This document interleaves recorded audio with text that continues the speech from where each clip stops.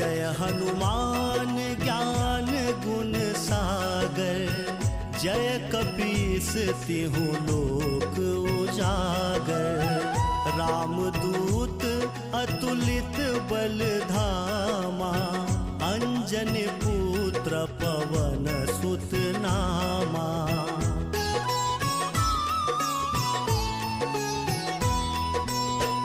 महावीर विक्रम बजरंगी, कुमति निवार सुमति के संगी।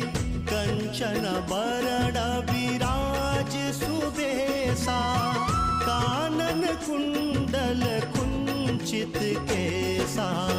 हाथ वज्र और ध्वजा विराजे,